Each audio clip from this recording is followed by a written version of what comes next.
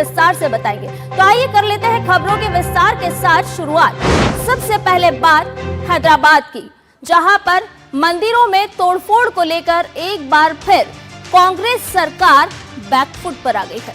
दरअसल हैदराबाद के पुराना पुल दरवाजा इलाके के मंदिर में एक अनजान शख्स ने तोड़फोड़ कर दी और इसके बाद स्थानीय लोग एक्शन में आ गए और दो समुदायों के बीच यहां पर पथराव हुआ, आगजनी भी हुई, जिसमें 10 पुलिसकर्मी घायल हो गए।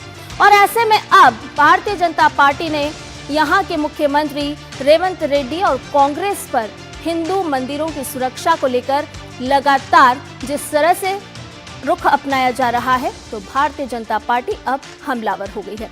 जानेंगे अपने संवाददाता से इस पूरे मामले पर पूरा लेटेस्ट अपडेट, लेकिन उससे पहले आपको दिखाते हैं मंदिर में हुई तोड़फोड़ का ये वीडियो।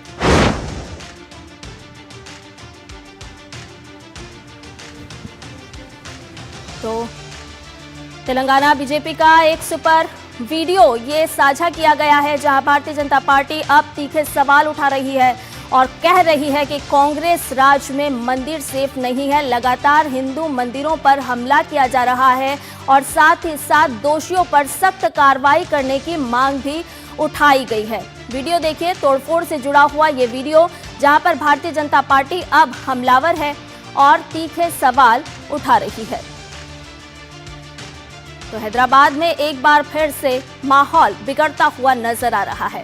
इस पूरी घटना की अगर हम बात करें तो पुराना पुल इलाके की ये घटना है और यहाँ पर एक अनजान शख्स ने मंदिर में तोड़फोड़ की है।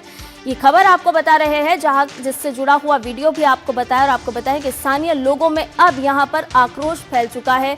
दो समुदायों में पथराव की बात और आगजनी भी यहाँ पर हुई है और इतना ही नहीं, इस पूरी हिंसा में 10 पुलिसकर्मी घायल हुए हैं।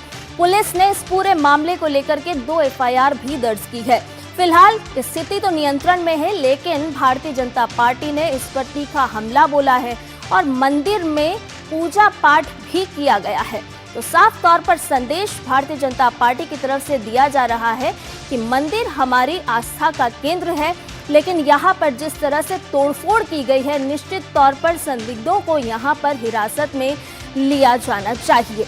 हालांकि अब यहाँ पर पुलिस की क्या भूमिका है वो भी आपको बता देते हैं। दरअसल पुलिस का ये कहना है कि अफवाहों पर ध्यान ना दिया जाए और साथ ही साथ कमातीपुरा पुलिस स्टेशन में 2 अलग अलग FIR दर्ज की गई है इस पूरे मामले को लेकर के।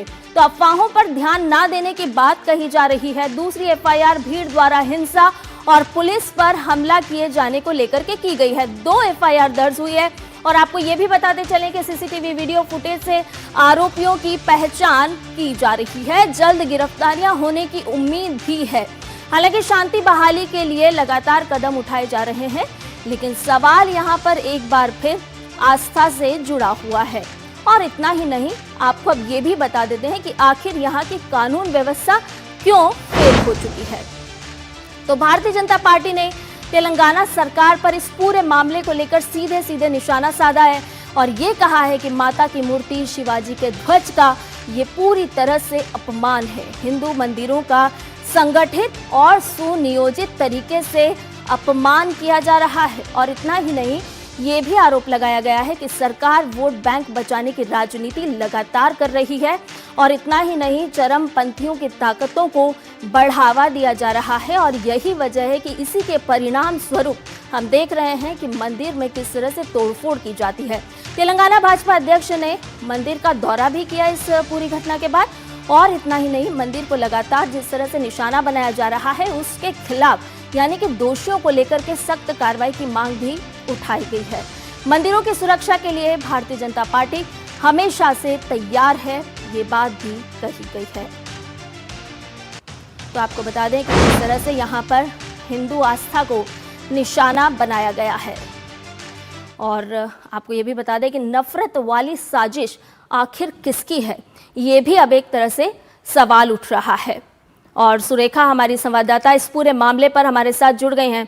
सबसे पहले आपसे यही जानना चाहेंगे सुरेखा कि किस तरह से हम देख रहे हैं कि हिंदू आस्था पर लगातार हमले किए जा रहे हैं और एक बार फिर आस्था पर सीधे सीधे हमला किया गया है।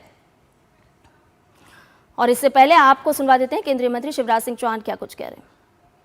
उसको दंड दिया जा सकेगा।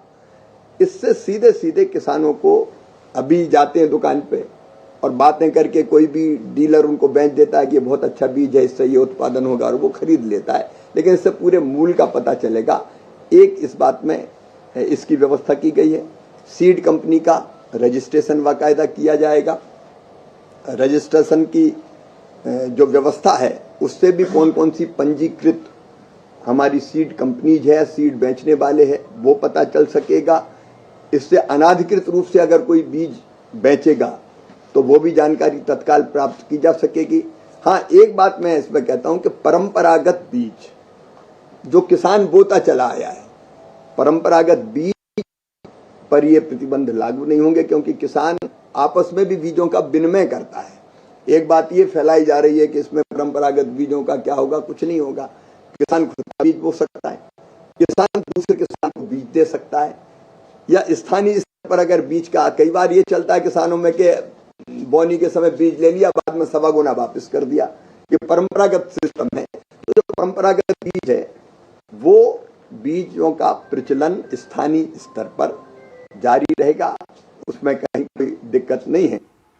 तो केंद्रीय मंत्री शिवराज सिंह चौहान को अभी आप सुन रहे थे, जो कि साफ तौर पर बता रहे थे कि कृषकों के लिए किस तरह से लगातार केंद्र सरकार काम कर रही है। बीज को लेकर के उन्होंने साफ तौर पर कहा कि जो पारंपरिक बीज है उनका ख्याल भी रखा जाएगा। और आइए अब वापस से रुक करते हैं हमारी खबर का, जो हम बता रहे थे कि किस तरह से हैदराबाद में मंदिरों को निशाना बनाया गया, किस तरह से तोड़फोड़ की गई। और ताजा अपडेट के साथ हमारी संवाददाता सुरेखा हमारे साथ जुड़ गए हैं। सुरेखा, सबसे पहले तो यही बताइए कि एक बार फिर सवाल उठ रहा है कि आखिर हिंदू मंदिरों में तोड़फोड़ क्यों की जा रही है, क्यों आस्था पर ये सीधा सीधा हमला किया जा रहा है, इसके पीछे की राजनीति क्या कुछ है?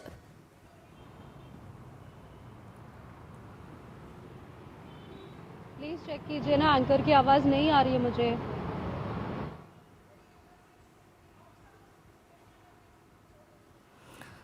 और न्यूज पंच में फिलहाल एक छोटे से ब्रेक के लिए रुक रहे हैं, जल्द हाजिर होंगे।